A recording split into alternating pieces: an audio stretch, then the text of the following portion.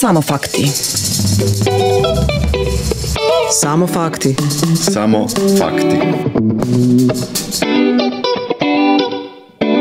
Fakat fakti. Samo fakti.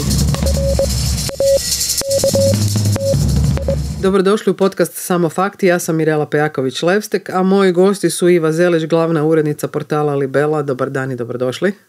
Dobar dan, hvala na pozivu. Hvala. I Josip Sipić, voditelj projekta Gender Facts. Dobar dan i dobrodošli. Jesam dobro rekla? Jeste. Dobar dan i dobrodošli. Dobar, poštovanje. Evo, vi se bavite vrlo specifičnim fact-checkingom, provjeravate rodne dezinformacije. To sad ovako zvuči kao vrlo teška formulacija, ali zapravo vrlo jednostavno, zar ne? Pa da, u stvari je vrlo jednostavno. Dakle, rodne dezinformacije su u stvari svi aspekti informacijskog poremećaja, one uključuju i dezinformacije, i misinformacije, i malinformacije, samo iz ove rodne perspektive. Odnosno, to su dezinformacije, malinformacije i misinformacije koje su usmjerene prema ženama, rodnim manjinama, spolnim manjinama i drugim društvenim manjinama. Sad ste mi nabrojali 3 kategorije. Koja je razlika između ovo sve te 3 kategorije? Mislite, dezinformacije, malinformacije i... Pa unutar literature koja je vezana uz dezinformacije postoji ta, dakle, diversifikacija. Dezinformacije su lažni sadržaji koji su kreirani sa namjerom činjenja štete. Misinformacije su ti isti lažni sadržaji koji su dijeljeni ili su kreirani bez namjere činjenja štete, a malinformacije su točne informacije koje su kreirane ili dijeljene s namjerom činjenja štete. Zapravo, jako puno toga. Kada se ovako raščlani, zapravo je puno toga. Je li teško pronaći, odnosno vidjeti koliko je takvih svih dezinformacija u javnom prostoru? Jer svako malo vidimo nabacuje se toga poprilično, ovako usput kao činjenica pod navodnicima. Pa gledajte, mislim, teško ih je naći, a s druge strane najlakše ih je naći u stvari kad su vam izborne kampanje aktualne. Onda znate da će se nešto tu zbivati. Upravo zato što je u svrhu pridobivanja glasova strateški se, dakle, informacije stavljaju u različite kontekste ili se plasiraju poluinformacije, dezinformacije ili malinformacije u krajnjoj liniji. Tako da ih je u tom kontekstu lakše naći. Teže ih je, a zašto sam rekao da ih je teško naći? Upravo zbog te njihove rodne specifičnosti. Dakle, vi morate biti fokus, vi znate da ste u uskom području, da ste u niši i morate znati gdje ćete tražiti, kako ćete tražiti, čekati, jel? Znači, nije ono da možete zagrabiti široko. Jel? Koliko je teško ili lako zapravo na portalu objavljivati ovakve članke? Naime, često se susrećemo s time da zapravo ljudi kažu ne, vi sad idete fact-checkirati nešto što je zapravo cijelo vrijeme istinit, vi lažete. Da, fact-checkeri uvijek lažu. Da. Ili su na jednoj specifičnoj strani i tako to. Pa ja bih rekla da je to jedna vještina koja se uči u biti kako općenito pristupiti fact-checkiranju i mislim nije tako jednostavno. I zahtjeva dosta vremena, barem ovo naše nišno područje, jer uvijek moramo razmišljati o puno aspekata koje to uključuje. I kod nas, ne znam što ti, Josipe, točno misliš, ali kod nas, meni se nekad čini da nema tu toliko onih pravih dezinformacija. Kod nas su to najčešće neke priče koje se stavljaju u nekakve narative, u nekakve kontekst koji želi nanijeti neku štetu i slično, pa to onda iziskuje i puno više možda rada na takvim tekstovima. Tako, ja se u potpunosti slažem s tobom i zato i jesam kad ste me pitali o tome što su rodne dezinformacije krenuo sa uključivanjem i misinformacija i malinformacija. Zato što upravo zbog ovoga. Dakle, nisu to klasične dezinformacijske priče, već je tu stvar je puno složenija, jel? I ovo što je Iva rekla, u našem slučaju puno toga se miješa. Umješava, nisu to dakle, klasična laž, pa ćeš ti to razotkriti i to je to. Nego moraš jako paziti što se zbiva, što se govori i ono, biti fokusiran na te nijanse. Pogotovo zato što, to je isto važan aspekt rodnih dezinformacija, što su one ukorijenjene u rodnim stereotipima, a ti rodni stereotipi odavno postoje, ne samo kao društveni stereotipi, nego i kao stereotipi koje mediji vole aktivirati, odnosno na koje se i mediji sami oslanjaju, primjerice kod izvještavanja o političarkama, koje onda su na neki način normalizirani ti stereotipi i onda vam se one izvlače, odnosno na njima se grade ti dezinformacijski narativi kasnije. Da, mislim, ta složenost je u neku ruku malo i problem same i definicije. Rodne dezinformacije su nešto relativno novo. Još uvijek ne postoji neko suglasje u klasičnoj definiciji takvog tipa informacijskog poremećaja u biti. Tako da još uvijek je to nekako poluistraživačko područje. U potpunosti novo područje, da. Sad tu govorite o dezinformacijskom narativu. Što je to? Evo, ovako, teško pitanje. Pa, da, je i nije. Nije da. Josip se bavi narativom. Da.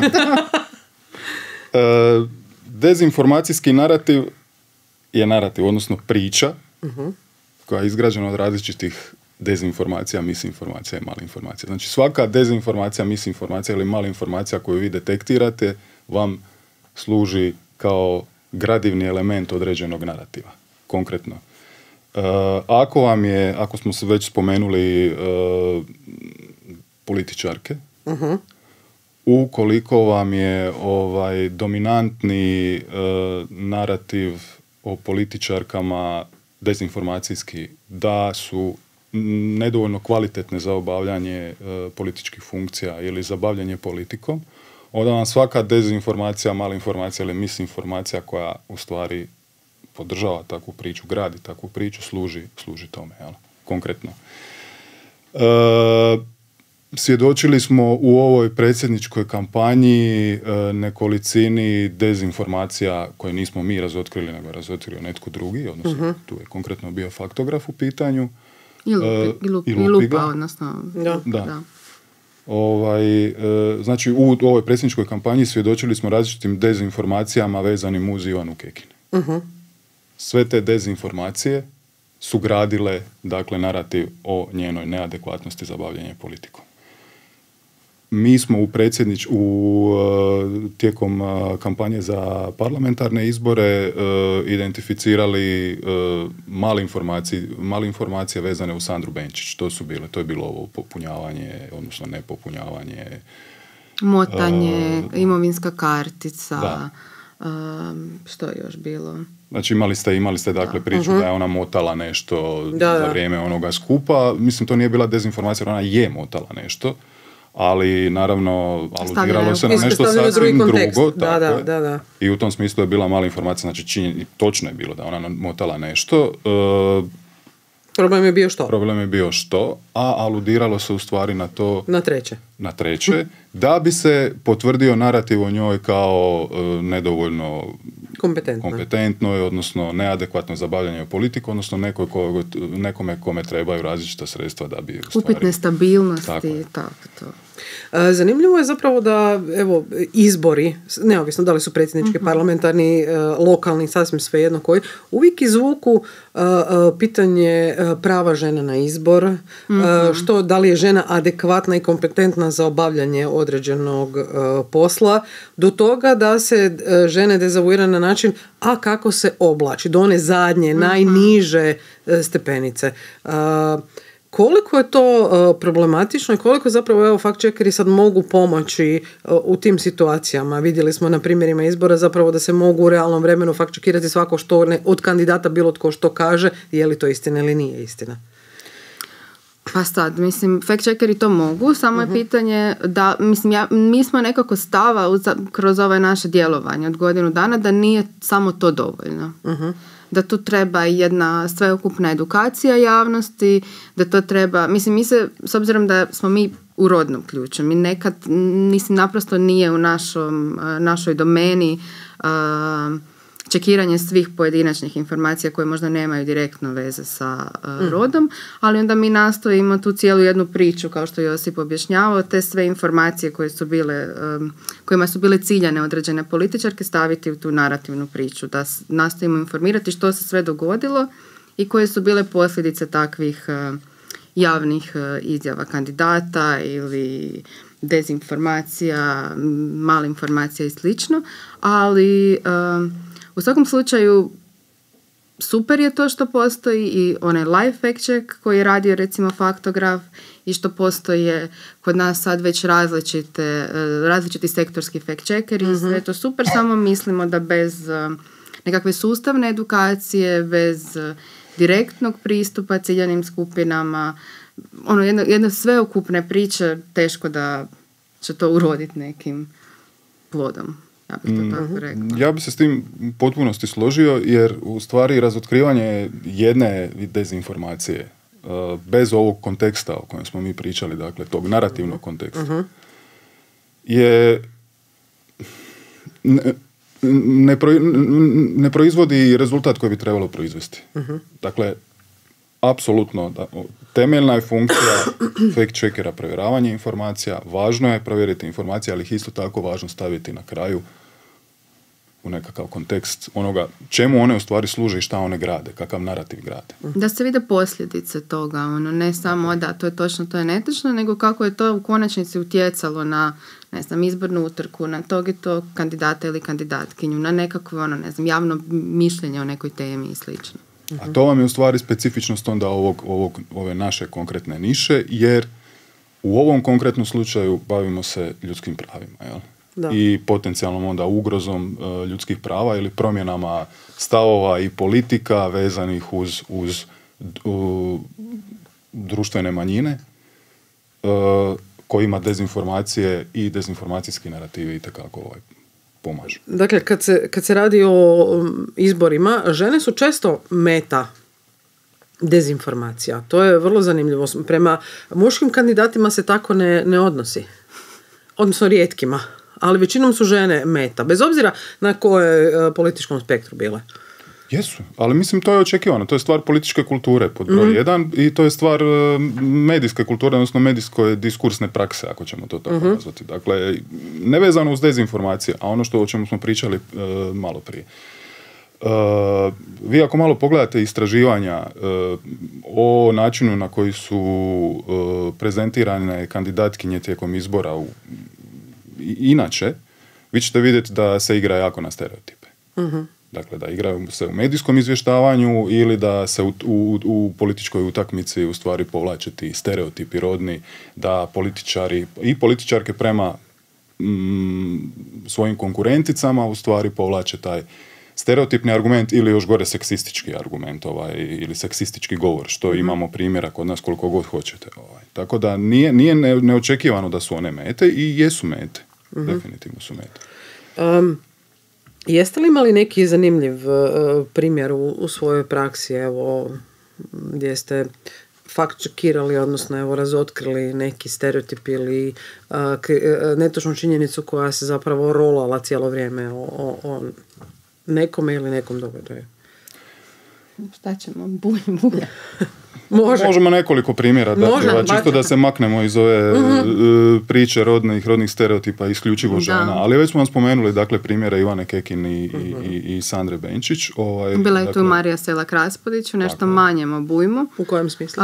Pa recimo, mi smo recimo vidjeli da jako puno Dragan Primorac. Zapravo kod nje nije bilo možda toliko nekih koje su došle izvana s nekih društvenih mreža ili organiziranih kampanja ili nešto, nego Dragan Primorac je konstantno išao prema njoj kao nedorasloj, marioneti i ona je konstantno prikazivana iz njegovih usta i u javnom prostoru kao nezrela za tu funkciju. Recimo. Mi smo detektirali dosta prema te tri političarke možda nekakav najveću količinu tih narativa koji su išli. Od ostalih stvari što je bilo zanimljivo, Miro Bulj. Dobro. Koji nas je i optužio da smo plaćenici. Koji se optužio da smo plaćenici i plaćenice, ali migracije su tema koja je isto bila aktualna u svim ovim izbornim procesima i zadnja je bila Buljeva izjava da će on to zove sve ilegalnim migrantima. Ne, on je rekao da će strani radnici, njemu je to sve, ja dobivam dojam da je njemu to sve ista kategorija, da će oni preuzeti uzde vlasti, pa će jednom možda zabraniti ženama da voze ili će im narediti da nose marame i slično. A smo mi išli objašnjavati da u biti koliki je to dugotrajni proces da bi uopće strani radnici kod nas dobili ikakvu političku moć u okviru našeg sustava i ostalo i da je zaista malo vjerojatno da će se to dogoditi u bilo kakvoj skoroj budućnosti. U par godina kako je on najavio. 10-15. Dakle, to je bila klasična dezinformacija s ciljem zastrašivanja javnosti i polariziranja javnosti da bi se dakle homogeniziralo vlastito biračko tijelo i zadobilo glasove na konkretnom slučaju dakle migracija kao nekakve hot teme u cijelome svijetu pa tako i kod nas. Dakle, plasirana je informacija o tome da će za par godina strani radnici legalno, dakle, nametnuti ženama da ne voze i da nose marame. Možda dakle, tu su instrumentalizirani strani radnici i strane radnice, dakle instrumentalizirani su migracijski procesi i instrumentalizirane su žene, I zato to je rodna dezinformacija, jer se igralo na tu rodnu kartu. Dakle, to je jedan od primjera. I treći primjer, da ne ostanemo samo naravno na muškarcima, imali smo u parlamentarnim izborima izjavu jedne kandidatkinje da, to je bila Karolina Vidović-Krišto, da su rodne kvote neustavne. Da, i onda smo mi u biti išli jednostavno objasniti zašto one postoje i da su one da su one ustavne, naprosto i tako. Ali to, mislim, i to izgovori žena. Da, ali to su isto stvari koje pogoduju tom narativu. Naprosto pogoduju narativu cijele priče da se tu, ne znam, prilagođava sve manjinama, ženama, da jednostavno se gradi cijela ta priča sa takvim izjavama. Što je opet, mislim, utemeljeno u stereotipnoj priči. Dakle, morate imati kvote da biste imali dovoljan broj žena, jer žene nisu zainteresirane, nisu dovoljno kompetentne za bavljanje politikom, pa mi sad tu moramo izmišljati nekakve kvote da bismo mi njih nasilno instalirali tu, a u stvari, to nije njihovo prirodno mjesto.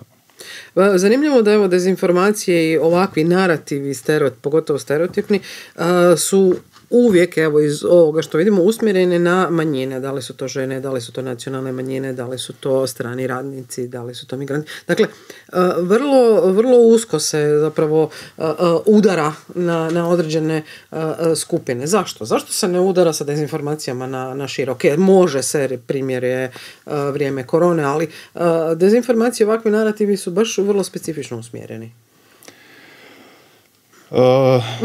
Ovako. Nije lagano pitanje. Da. Poanta, najlakše je homogenizirati vlastito biračko tijelo na temelju polarizacije i to, a za polarizaciju vam je potrebno stvoriti nekog drugog ko vas ugrožava, a ti drugi koji vas ugrožavaju najčešće jesu, dakle, društvene manjine. Dakle, mislim da je to čista instrumentalizacija. Dakle, jer realno gledajući koje to društvene manjine predstavljaju i na koji način predstavljaju problem većini. Ni na koji. Zato i jesu manjine i zato i postoje posebne politike da bi se u stvari manjinama omogućilo ravnopravno sudjelovanje u društvenom i političkom životu. To je samo obretanje teza, okretanje priče i u stvari kreiranje idealnog neprijatelja koji je tu nekakav parazit u vašem društvu, koji onda po navodnike parazit u vašem društvu, koji postaje dežurni krivac za sve probleme koje ima većina. I koji stalno nešto nameće. A i mislim na taj način se u stvari realni problemi većine koji su teško rješivi olakšavaju i B, stavljaju pod tepih. Jer uvijek je lakše okriviti nekog drugoga, to znamo iz x primjera u povijesti, pogotovo tijekom Drugog svjetskog rata, najlakše je naći dežurnog krivca koji vam je kriv za sve vaše probleme. I to je često emotivno nabijeno. Da. I onda to je jednostavno kola. Ali zanimljivo da zapravo takve dezinformacije jesu u 90% slučajeva emocija. Mislim, bilo je, ono što mi isto primjećujemo vrlo često je, mislim, to je zapravo na svim izborima, taj narativ ugroze djece kroz rodnu ideologiju isto. Pa se tu pogotovo u zadnje vrijeme priča o tranziciji, o trans osobama i slično. Najčešće u nekom narativu kako je to neka vrsta pomodarstva i da ćeš danas biti žensko, sutra muško ili šta je ono bilo u onoj jednoj dezinformaciji. Gdje smo mi opet nastojimo dati tu cijelu priču da je takav proces zaista složen i da to nije tako jednostavno kao što se to promovira i slično. Ali ono, u konačnici ono što je u svim tim, za mene je zanimljivo da su cijelu tu taj dio sa LGBTIQ plus narativima usmjerili, povezali nekako sa ugrozom djeci. Najčešće emotivno. To ono, da. Emotivno, ono, to će ugroziti vašu djecu i onda je to najčešće zaista povezano sa time. Odnosno našu djecu. Našu djecu, da. To je karta na koju se... Ali zanimljivo je da, evo, zapravo nakon pobjede Donalda Trumpa, odnosno nakon što je postao predsjednik, taj narativ je svugdje u svijetu se jako počeo puštati na sve strane. On se izgrađivao, mislim, nije on pao s neba. On se izgrađivao, pa rekao bih možda čak i desetljećima. To je polako krenulo, gradile su se sigurno mreže, postoje novinari, novinarke i kod nas koji su istraživali, dakle, međusobnu povezanost antirodnih pokreta i u krajnju liniju ekonomskog i političkog establishmenta, pogotovo u Americi, onda to, dakle, širenje, odnosno povezivanje sa europskim različitim akterima. Tako da je bilo očekivano da kroz izgradnju te priče, da će se, ako ta priča se primi, dakle, u društvu, da će se onda materializirati na ovaj način. Ovo, dakle, njegove odluke i trenutne politike su u potpunosti očekivane. I definitivno je očekivano da se, dakle, taj narativ o ugrozi od strane rodne ideologije prema društvu, da će se on i sve više potencirati. Mislim, to vidimo sad isto u primjerima. Dakle, čim je Donald Trump donio određene odluke, tu se i kod nas i u Europi počelo odmah još više pričati o tom. Koliko će Europa odoliti? Može li Europa odoliti? To je pitanje na koje mi ne znamo odgovoriti. Mi se nekako nadamo da će neke politike barem nekako to malo ublažiti, ali ne mogu reći da sam puna nekog optimizma. Ovisi o rezultatima izbora. ali isto ono što je zanimljivo, evo što ja isto primjećujem, to je onako još uvijek sklisko i nekako se kod nas polako nadziralo kroz određene kampanje, ta je ekonomska isto ugroza koja dolazi od te manjinske skupine LGBTIQ+. Mislim, narativ, u stvari, narativ o tome da je rodna ideologija između ostalog i ekonomska ugroza. To je fakat zanimljivo. Recimo sad, ako se ja ne varam, izašlo je, barem i kod nas su objavili, sad nisam išla čekirati da li su to dobro prenijeli, ali Trump je isto djelomično insinuirao sad sa ovim zrakoplovima u SAD-u, da je to isto na neki način zbog takvog načina zapošljavanja sa uključivosti i tako da isto mislim da će ta ekonomska dimenzija toga isto početi polako rasti. Različe se sve dimenzije jer je očigledno se narativ o LGBTIQ osobama kao društvenoj ugrozi primio u društvu. Slušajte podcast Samo fakti. Samo fakti. Samo fakti. Dakle, sad dok se svi pitaju što će napraviti Europa i Europska unija, zanimljivo da je Facebook odlučio u Sjedinjenim Američkim Državama odustati od fakt čekiranja. Vrlo, vrlo zanimljivo. I očekivano. Nakon X-a. Apsolutno da je očekivano. Da. Da. Ma mislim, to je u neku ruku kao možda je šokantno, ali s druge strane kad uzmeš dublje u temu, nije to toliko veliko iznenađenje. A sad što će biti s time na razini Europe je teško. Ovisi u neku ruku i o politikama koje će se donijeti u parlamentu. Gledajte, Trump je tijekom kampanje jasno identificirao komu je problem. Problem su mu fact checkeri. Zašto? Zato što mu je jedna od strategija bila plasiranje dezinformacija, misinformacija ili malinformacija i u tom smislu su mu fact checkeri naravno bili problem. S druge strane, mi vidimo stvaranje određene vrste oligarhije u Americi i to tehno-oligarha, ih tako nazvati, u vidu i Muska i Zuckerberga i Bezosa i ostalih povezanih sa tehnološkim sektorom. I bilo, sasvim očekivano je bilo da će Zuckerberg napraviti ovo što je napravio, jer je tako kupio kartu za svoje poslovanje, daljnji rast ili ostvarivanje ideja koje ima. I Meta je unatoč tome što je kao podupirala programe fact-checka od onih fact-checkera koji su bili dio tog programa po našim nekim saznanjima i iz nekih konferencija na kojima smo sudjelovali, bila je dosta kritizirana ovako onako, jer u biti bez obzira na ulaganje u te programe, s druge strane neke njihove politike nisu bile usklađene sa time. Nisu bile usklađene s tim jer su bili svjesni da pile granu na kojoj sjede, ali su se cijelo vrijeme, oni su pokušali balansirati u stvari. Ja? Na neki način su pokušali prati svoju prljavu savjest sa takvim programima, jer znali su koliko je Facebook zagađen sa dezinformacijama, ali s druge strane naravno nisu htjeli do kraja ići sa micanjem dezinformacija, jer oni su se naravno branili argumentom slobode govora, ali bi na taj način smanjio bi im se sigurno profit. Apsolutno.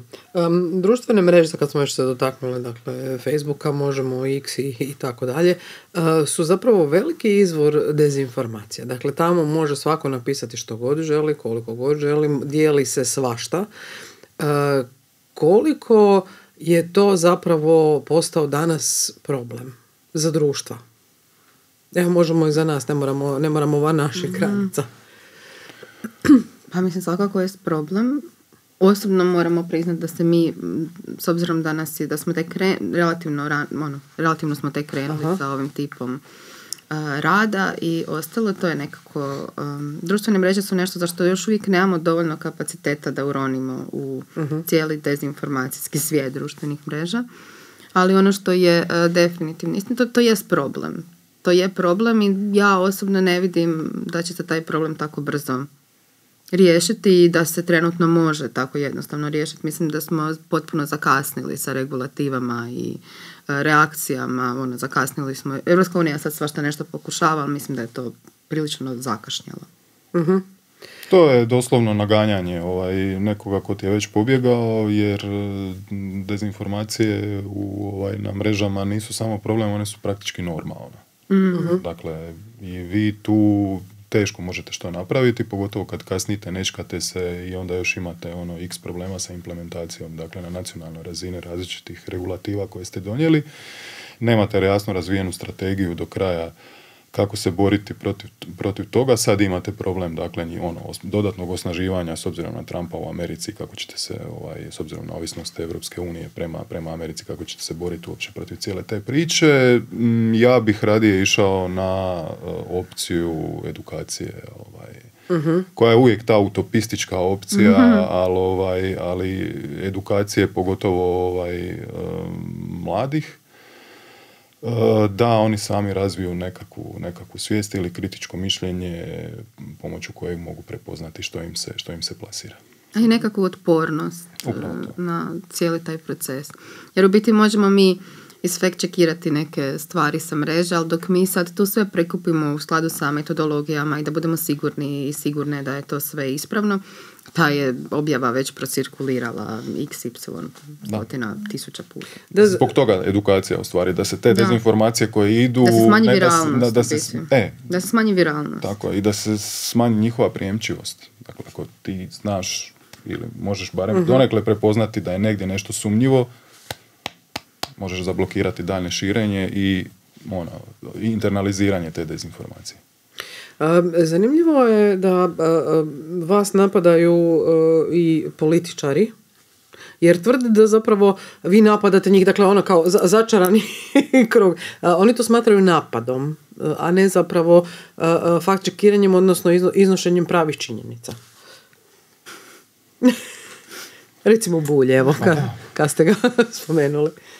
Da, zato što je to bila plaćena kampanja, jel da, ili što? Mislim da je ta neka šema bila. Aha. Ali, a sad?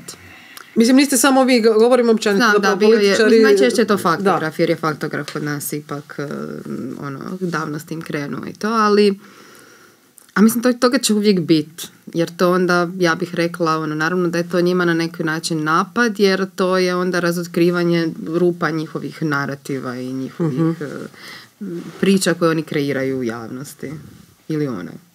Da, ako vi nekome kažete da nije točno to što govori, onda vam prvo ego igra, pogotovo ako ste političar, a onda lupate imate, dakle, neko vas lupa po egu, a drugo, ispadate nekredibilni prema vlastitom biračkom tijelu, pa onda, mislim, morate nekako vratiti, jel?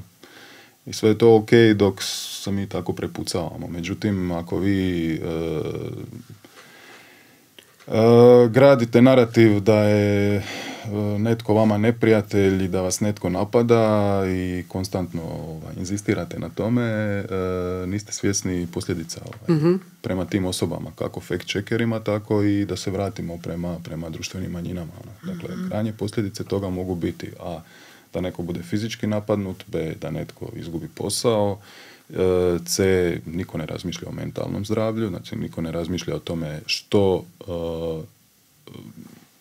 takve vrste napada mogu koje probleme dakle, mentalne naravi mogu prouzrokovati nekom drugom i slično. Dakle, to su vrlo lako je nešto reći, ali treba razmišljati o tome što se govori. Često možemo vidjeti u javnom prostoru, pogotovo kada su u pitanju rodne manjine, da se često govori istraživanja su pokazala, bez da se navede o kojem istraživanju je riječ. Ali samo se naljepi istraživanja su pokazala, jer to kao daje kredibilitet toj izjavi.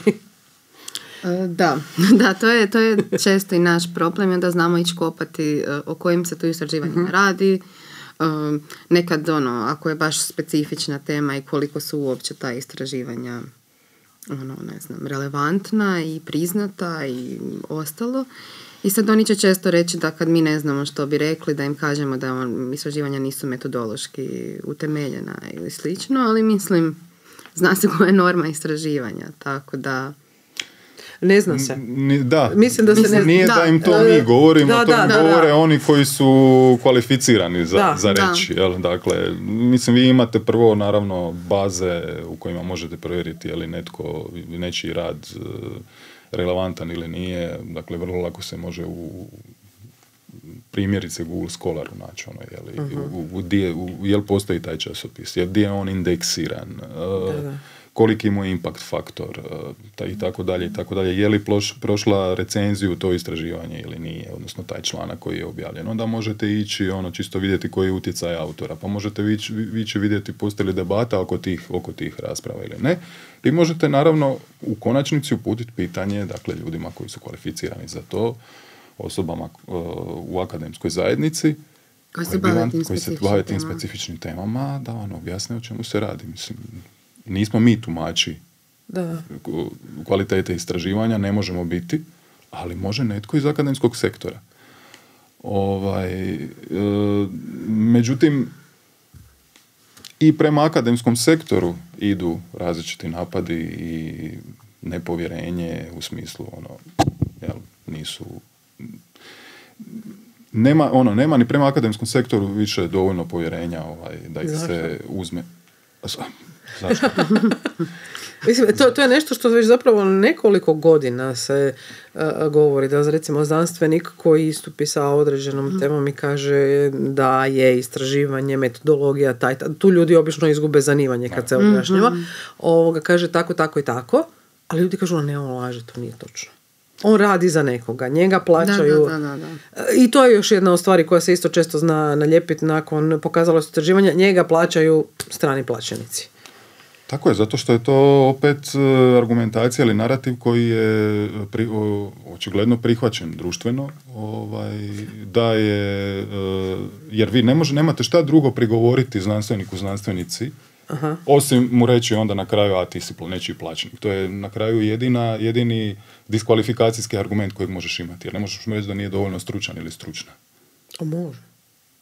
A zna se ima, to. Mislim, da. U području u kojem je stručnjakinja ili stručnjak, mislim, možeš mu reći, ali onda stvarno, Da. Ali nekako je lakše sa ove strane, uvijek je bolje zvuči da je to nečiji plaćenik ili plaćenica. Jer mislim to i podriva, dakle, ove teorije zavjere, netko tu stoji, upravlja, svima nama, pa tako upravlja i njima za svoje nekakve XY agende, pa onda instrumentalizira i znanstvenike i znanstvenice u tom smislu. Jel? Ali što se tiče istraživanja, meni se čini da niti mediji, a niti javni akteri, političari, političarke, nebitno s kojeg spektra i ostalo, nema kod nas totalno te svijesti da bi zaista bilo dobro navesti izvor istraživanja. Kao da naprosto stavi se istraživanje, jer kao to je dovoljno jako da neko je istraživanje pokazalo, ali općenito vrlo često nema niti poveznice na koje je istraživanje. Ili nekog sukusa istraživanja. Da, ili osobe koje se na to pozivaju nerijetko, ne uvijek možda niti iz loše namjere, ali naprosto niti ne znaju na šta se točno pozivaju. Ta informacija već toliko prokolala javnim prostorom da se više ne zna otkud je došla. Kako to spriječiti osim edukacijom? Dakle, na koji način zapravo objasniti ljudima što znače istraživanje i na koji način zapravo ona funkcioniraju? Naravno da, kažem, kod metodologije će većina ljudi poklopiti uši, ne želim to slušati jer je to zamorno, prekomplicirano i tako dalje i tako dalje. Jedino suradnjom sa istim tim akademskim sektorom, koji bi onda trebao u krajnju liniju pojednostavniti vlastiti diskurs. Da, dobro. A to njima kad se kaže onda je to problem, znam, jer da. Znam, ali... I oni moraju shvatiti da moraju malo napraviti korak naprijed. More, definitivno. To je jedan od načina kojeg ja vidim. Drugi od načina je da se pokuša raditi i na većoj društvenoj prepoznatljivosti ili vidljivosti samog akademskog sektora. Primjerice, ne znam, da ih se prestane nazivati uhljebima. Ili ljudima koji ne rade ništa, i tako. Da, to su opet problemi i stereotipi koji su sve kod nas ukorijenili, da. Kako tehnologija i digitalizacija utječu na vaš rad? Koliko vam zapravo oni pomažu ili odmažu? Pa mislim, pomažu nam sa ove neke strane različitih ovih alata koji nam mogu pomoći prilikom fact-checkiranja, jer zaista neki alati olakšavaju i pretrage i ubrzavaju naš rad i ostalo. S druge strane, da, naravno da razvoj tehnologije i otežava, jer što je na primjer sa umjetnom inteligencijom, što ona ide, što se više razvija, to je teže u biti prepoznati da se o njoj radi u različitim situacijama. Tako da ja bih rekla da je to nekakva polarizacija. S jedne strane ti olakšava, s druge strane ti otežava posao. Sad kad ste spomenuli umjetnu inteligenciju, koliko je ona opasna kada su u pitanju dezinformacije? Ona je izuzetno opasna upravo zbog toga zbog ovoga što je Iva rekla. Dakle, ona vam sve više sa njenim sve većim razvojem vama će biti sve teže prepoznati da je riječ o, evo, konkretno fake slici. Kojima se jako česti, ili fake videu, kojima se jako često primjerice targetiraju žene. Znači, imate x primjera u sklopu, dakle, priče o rodnim dezinformacijama u svijetu, gdje ste imali situacije u kojima su izlazila fake videa ili fake slike političarki javnih osoba koje su išle, ili javnih osoba koje su išle u smjeru njihove seksualizacije ili čiji je krajnji cilj bio, dakle, diskreditacija te osobe, s obzirom na njenu moralnost, odnosno nemoralnost, jel? Da sad ne idemo dovoljno duboko u objašnjavanje kako, što je to točno bilo. Jel? Znači, komplicira život. Svima. Da, definitivno. Da. Mogu li mediji održati nezavisnost i objektivnost u svom radu? To pitam pogotovo u okruženju gdje zapravo su mediji često pod utjecajem raznih interesnih skupina. Sad, koliko je to zapravo moguće? Koliko je moguće biti nezavisan? I radite recimo posao koji vi radite. Opet teško pitanje. A je, da, mislim, moguće je možda biti nezavisan. A sad ta sa objektivnosti, ja uvijek sam pobornik toga da je bolje dati jedan fair tretman, da ti prikažeš različite aspekte nečega. Aha. Sad, svi mi imamo svoj neki bias. Mislim, mi se bavimo rodnim dezinformacijama. Ono samo po sebi je veoma usko područje i mislim, ne znam kako da to... Pitanje objektivnosti u postmodernom svijetu je problematično. Pa čak i u akademskom, dakle, u akademskom sektoru, ali ovo što govori Iva, dakle, nepristranost bi stvarno trebala biti nekakav standard, gdje vi onda pokušava i provjeravanje onoga što ćete plasirati u javnost. Dakle, da vi, ali to podrazumijeva onda kvalitetu rada, to podrazumijeva vrijeme, a čim vi trošite puno vremena na jedan članak u medijima koji ovise o brzini produciranja hrpe članaka i clickbaitovima, vi jednostavno ne možete spojiti te dvije priče, kvalitetu koja iziskuje nekakav dugotrajni rad i bjesomučno klikanje. Da ne govorimo o clickbaitovima koji su isto dezinformacije, ali one donose profit. I čisto da se vratimo opet na definiciju dezinformacija, nije samo politička korist cilj dezinformacija, znači cilj je i ekonomska korist. Tako da u tom smislu clickbaitovi, izmjene naslova, senzacionalistički naslovi definitivno nisu primjer dobre medijske prakse, a upadaju u taj dezinformacijski kontekst. Koliko je onda teško biti nezavisni medij? U ovakvom svijetu gdje je zapravo klik najvažniji. Pa teško je. Mislim, bez obzira, nezavisni mediji danas se najčešće financiraju u različitim natječajima, bilo sa strane lokalne vlasti, bilo sa strane države, bilo izvan granica, nebitno.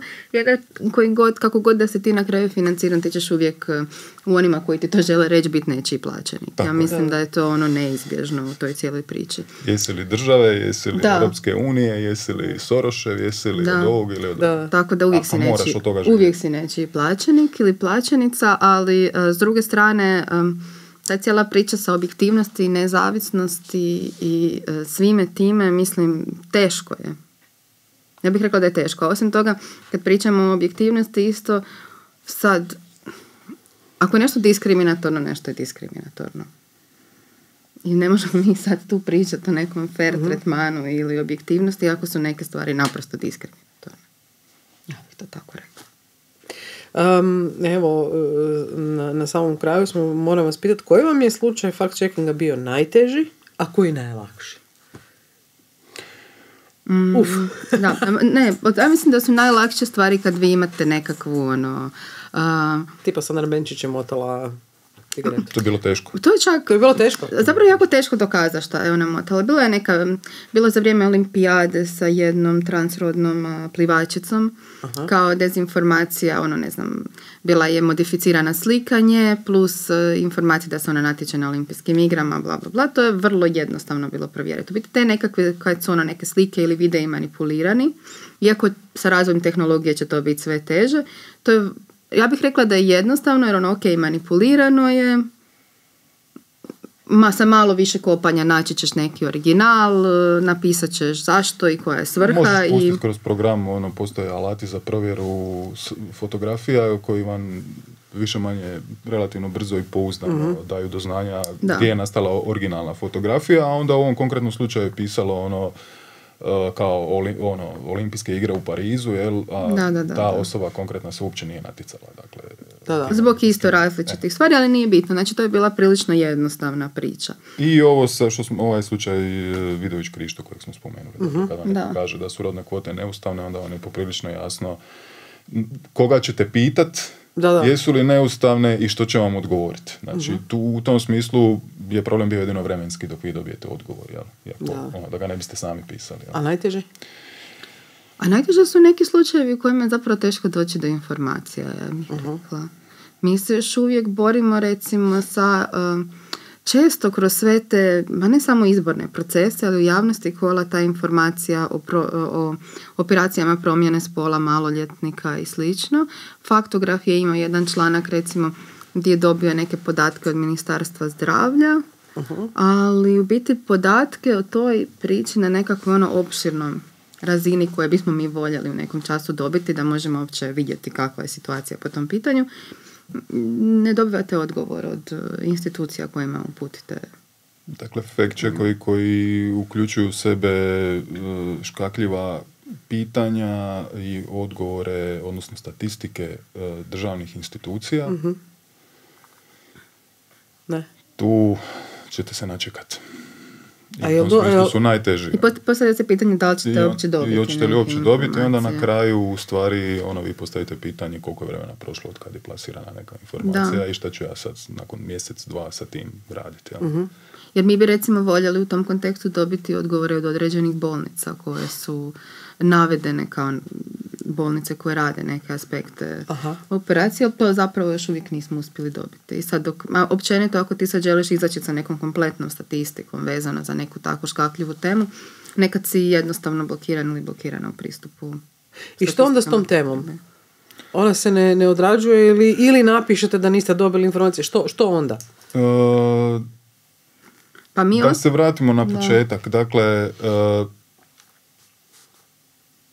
i neće jedna narativi su tu najvažniji. Znači, i kad ne provjerite neku informaciju, poprilično ste sigurni u to da će se ona u nekom trenutku opet aktivirati, jer izgrađuje određeni narativ. Pa ćete onda raditi na tome da idući put kad se pojavi pokušate to debankati ili dobiti informacije tijekom vremena, pa onda kad se aktivira opet dakle objaviti onda sa informacijama koje ste dobili. Najčešće to radimo, ali nismo išli do sada, jer tek godinu dana funkcioniramo kao fact-checker i nismo do sada išli s pričom, pokušali smo, nismo dobili. Da, mislim, naprosto ako nemamo dovoljno podataka, onda nemamo osjećaj da i mi sudjelujemo u cijelom procesu dezinformiranja ako nismo prikupili dovoljno podataka za informiranje kako spada. Možda smo prestrogi, ali stvarno želimo biti sigurni. Apsolutno. Dakle, s onim čime ćemo izaći, jer bolje je to tako ostaviti onda nego se zapetljati u još veći problem. Jasno mi. Hvala vam puno na gostovanju, puno toga smo saznali, puno toga o zapravo stereotipima i dezinformacijskom narativu. Nadam se da će toga biti sve manje, a da ćete onda uspjeti pronaći sve točne činjenice i istraživanja kada se tako u javnom prostoru krene nabacivati prema manjinskim skupinama. Hvala vam puno. Hvala lijepo na pozivu. Samo fakti. Samo fakti.